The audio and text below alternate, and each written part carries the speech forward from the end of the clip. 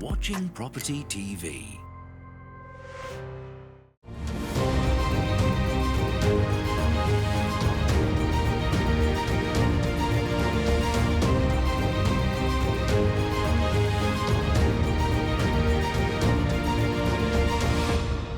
Hello, welcome to Property Question Time. I'm Stephen Galpin, and this is the show where you can have your property-related questions answered by our team of property experts. And joining me today for the first time is Simon Das, Director of 978 Finance and 978 Investment, all the way from Morecambe.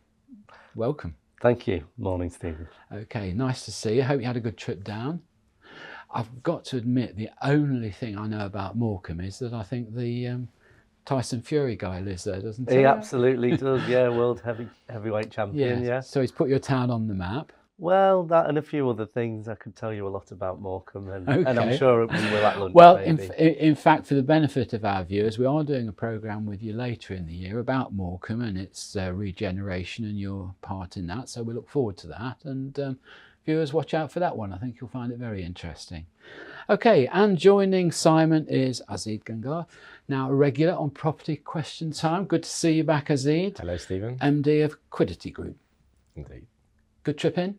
Yeah, 10 minutes jog, it's not too bad. Great stuff. Good. Well, welcome to you both. And Azid, we're going to start with you. So, do the panel think it a wise idea for the government to allow universal credit accommodation allowances to be used for mortgage repayments? In addition, do the panel think conventional lenders will agree to take on such applicants for loans, as they'd be unlikely to pass the financial stress test that's currently in place, perhaps causing an excessive number of repossessions further down the line? Now, I should just add a footnote to that question, that since that question came into us, the stress tests have been taken away by the Bank of England, haven't they? Mm-hmm. So anyway, I'll let you answer. So I think it's a thorny question, because I think there's a political aspect to this policy. I think it's a good soundbite. It's good from a government perspective to say, you can buy your property if you quite frankly can't afford it in the traditional way. As I understand it, I mean, there's still so much information to come out of the government about what that detail looks like. But if you were a conventional lender, there is a kind of formula, and Simon's probably better placed to talk about the formula itself, but there's a formula around affordability and the need to be able to afford your monthly mortgages. And also, if you can't afford your mortgages, there is a recourse that the lender can actually take the property back, get their money back. So that's your traditional method. This new way of using universal credit, and from what I understand it, it's people who are already in work but need a top up from universal credit. That's the sort of people that this policy is going to be going towards. And I think the aspiration is noble, but I think the delivery of it is quite challenging. And let me give you a few examples as to where the challenge may lie. So let's say right now we are a high inflation environment, and inflation's 10, 12%. You pick a number, a double-digit number right now. So what happens now, if that carries on for the next 5 years, universal credit amount will need to rise at least to that level to keep pace with what the amount of repayment the person will have to make. What if it doesn't? And actually, quite frankly, can the government and the taxpayers fund that? So I think that's one of the flaws that I can see. The second flaw I see in the policy is, and I put this on social media and I got quite a few good responses actually, and people say, look, rent is more expensive than mortgage payments traditionally. So this policy may help, but the challenge is what happens when the boiler breaks? Something fundamentally goes wrong. The roof, a £10,000 cost kind of comes about. So who's now going to fund this cost of repair? So I think there is a challenge there that has not been thought through as to how, on the long-term basis, how does the funding come through? And I've not read this, I'm thinking out loud myself, I thought maybe the government will have some form of funding, a backing of traditional banks that will then back up some of these transactions if they fail. But quite frankly, until we get more information from the government.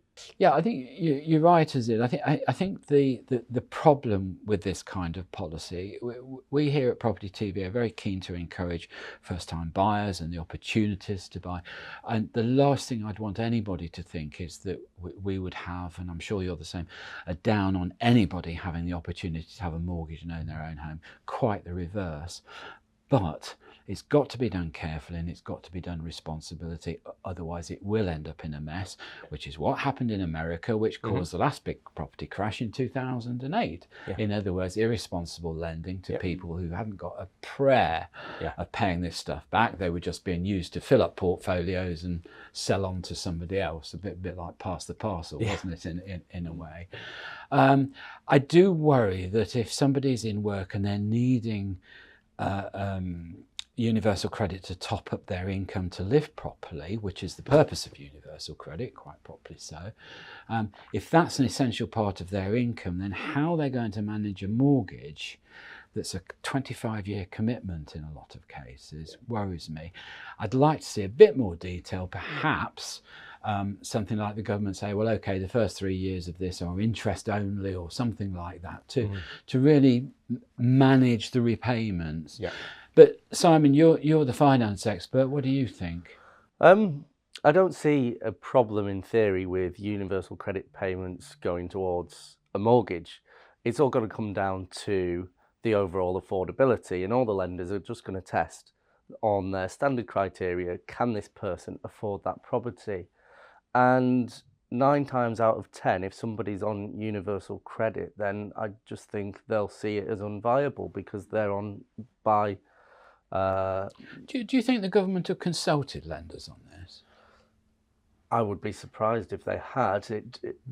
I mean, if they had, I think lenders would do a few models and show that it probably won't work for their lending criteria. And it's one thing affording to pay a mortgage, but they then need a deposit, probably 10% of a £250,000 house. Now, if they have £25,000 in savings, then they're not going to be able to claim universal credit. No. So it seems to me as a bit of a non-starter. The theory I have no issue with, but I can't see how they can put it into practice in a sensible way. Okay, well, I think the consensus there is a bit of caution, and let's see what the government have got to say about the detail, don't you? Yeah, I think we're about there. Okay, Simon, your first question on the programme, and this relates slightly to the first question we had. The government, through the Bank of England's directive, has negated the need for stress tests when brokers or lenders are evaluating potential mortgage borrowers. Do the panel think that this will lead to a reversion to irresponsible lending and potentially inappropriate borrowing, all leading to a high number of recessions? So carry on from the last question, really. Yeah, well, this stress test was basically looking at after a mortgage ends its fixed term, then the current variable rate kicks in and we'll stress test that with a 3% overage. So if the variable rate was 3% higher, could this person afford that mortgage? So that has been removed. But the loan to income, I believe that criteria is staying put for now. Which is that regulatory, or is that just an optional thing that the lenders are bringing in on their own? Well, the lenders are varying it. The government suggests 4.5 times combined income as the maximum lending, but recently we have seen some lenders looking at 5, 5.5, or even 6 times income. But I think after the 2008 financial crash, banks are going to be a lot stricter on the way they assess the affordability. I think to announce this now is a bit ludicrous. Whilst interest rates are on the rise, whilst the cost of living is going, far above many people's means, I think it's a very strange time to announce something like this. But practically speaking, I hope the banks just keep a lid on it because... I think you're right, yeah. I'll tell you something else as well. I find the timing very, very odd, because if you look at most of the press on letting at the moment, they're saying rents have gone up perhaps 10% this last year. So rents are getting quite restrictive, on top of which the government are shall we say, discouraging what they call the sort of accidental landlord, you know, the single landlord, the small buy-to-let investor. They say, no, it's too much trouble. They're not regulated, that it's harder for us to collect the tax unless it's in a limited company. So in one way, they're restricting the availability of the letting market product. Yep.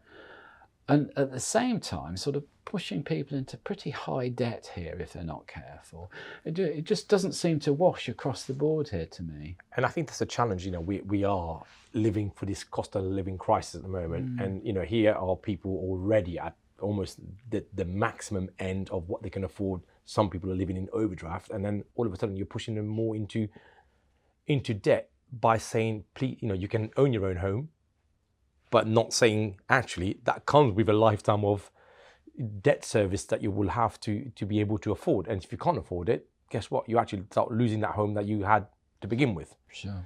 And I think that policy, I think may not, if I had to guess, may not see the light of day. I think you're right. And I think also this is a product of having, I can't remember now, it's 15 years, 20 housing ministers.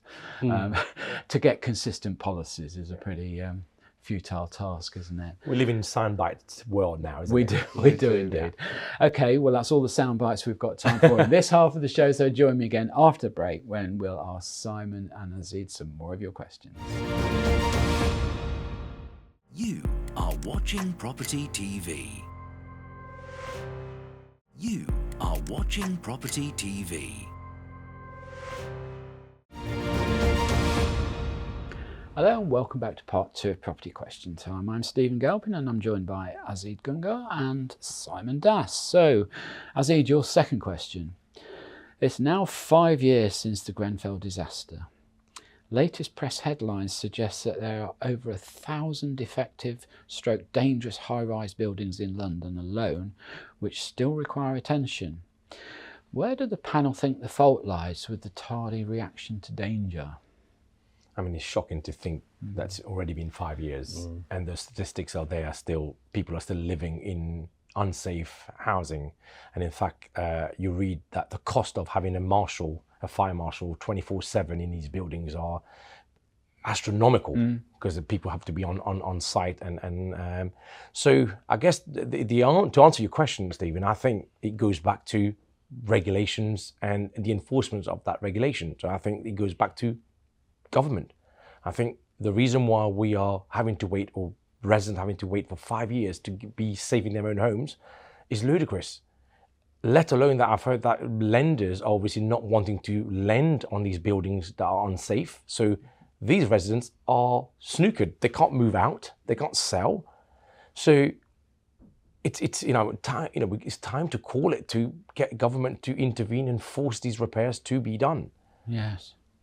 If it wasn't done properly at the start and it didn't meet British standards by the developers, by all means get the developer and claw that money back from them. But if it was, and quite frankly, sometimes big developers don't get a lot of support because they're being seen as making lots of money, so you actually get them to pay. But quite frankly, if you're running a business and you've adhered by the rules, the regulations at that time, should you be liable for what's happened after that? In my personal view, I don't think it should be.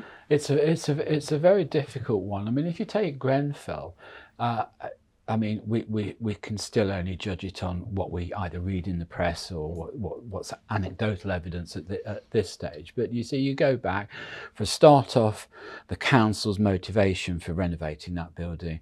Well, we're told by some press that it was simply aesthetics.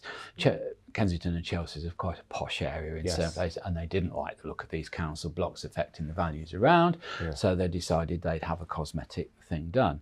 Now, was enough thought put into the materials and everything else? I don't know. As you say, Azid, at the time, they probably conformed to what the local building authority suggested was the right format. So who's to blame there? I mean, that's going right back to the sort of ethos of doing the building. Yes. Then you go on, why did it take them so long to identify people? Well, there was various stories coming out that people had got these council properties but had sublet them out to people who weren't necessarily entitled to rent those properties. That caused difficulties with identification, so that's an issue. Yeah. I mean, the government's really got to get a hold of this, haven't they? And they've got to pin down where the weaknesses were, whether it was weaknesses in property management, property construction, or ongoing sort of council ethos, if you like, about these matters. I mean, sorry, Simon, we're probably talking a little bit London-centric here, but I mean, do you have these sort of problems in Morecambe? Do you have a number of high-rise buildings there that have been affected? We have a handful of high-rise buildings in Morecambe, but with the finance brokerage, I work nationally, and I'm seeing people getting stuck in mortgage prisoner situations all over the country. You know, lenders aren't willing to finance if the cladding hasn't gone through an inspection. And then I've had some clients who need to spend £30,000 of their own money to put right, but they need everyone in the whole block to find that £30,000 as well. Yeah. And it's just an impossible situation. I think the government needs to step in, provide safe houses, and then if they find they are not responsible because a developer cut corners when they built those houses, then they start clawing that money back. But they need to just find that few billion and make it happen now. I mean, 5 years is ridiculous. Yeah, and I mean, the ongoing effects is quite serious. I mean, we were talking in the break, I just mentioned about where I live across the road. We had to have the balconies all redone because wooden balcony slats are not permitted any longer. But that took 2 years to put in place and get done. And for that 2 years, nobody could sell a flat in that building. Right, yeah. So it's quite difficult. Sorry, Stephen. Just one more thing that's coming through the legislation at the moment. It's in bill form at the moment, but they're talking about should landlords, big landlords, be able to reclaim government funding to fix their own property. So if you own one flat in a block, should you be able to access the government money? So they're changing the rules. A few months ago, there was going to be, if you're a landlord, you don't get access to claiming that government funding. Now they've altered the rules, and I think the number is if you have 3 or more, you won't be allowed to claim the government funding to repair your flat. So you will have to find £30,000 on your own. But if you are a smaller landlord with lesser units, you should be able to claim the repair rates. Right, Simon, your final question of the show. Do the panel think that the latest of government ideas to sell off social housing units under the Right to Buy scheme will actually achieve anything useful in providing more homes for, in particular, first-time buyers, or possibly the reverse? It harks of another ill-informed plan, quite frankly, and another soundbite for vote winning. The reality is that if they offload social housing into private ownership, the government are stating that they're going to replace every house that they sell with a new one. Now, I don't know how they're going to build a house as quickly as they can sell a house. Yeah. They're looking at selling the houses at discounted prices at a time where construction costs are through the roof.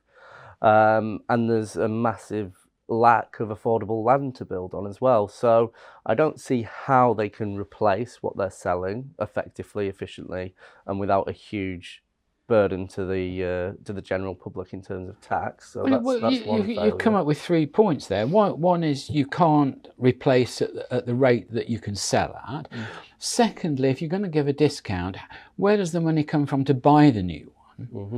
I mean, it's a little bit like this argument sometime against developers, you know, where we have these 106 agreements or similar or replacement ideas now, where a developer is charged, you know, so much for every flat that's built, and that has to go into a sort of community fund in simplistic terms. And people say, oh, it's all right, developers can afford it, they're all rich and one thing like that.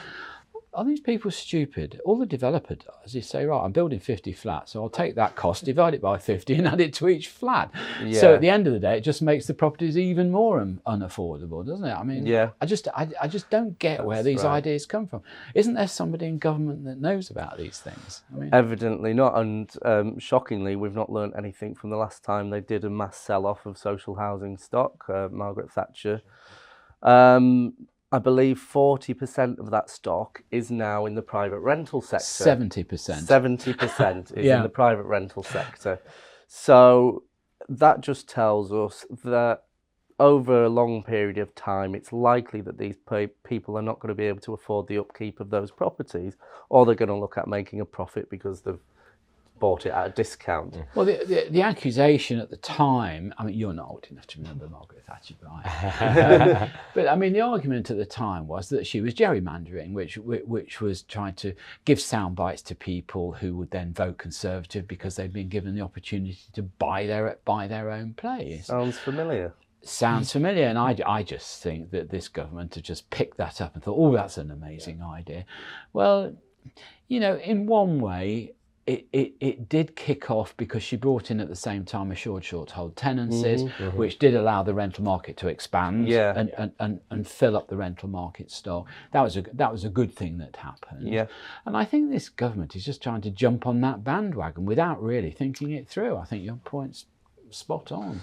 And I think the challenge is, you know, to add to this, you know, if you are already behind and you're building volumes per year, and then you're now taking out another stock of properties already, but you can't fill what you already owe, and then you need to add more on top of that. I think the number was like 200,000 houses need to be shortfall. Yeah, the shortfall. So you need to, you know, you can't even meet that first 200,000. Then you're going to start looking at replacing.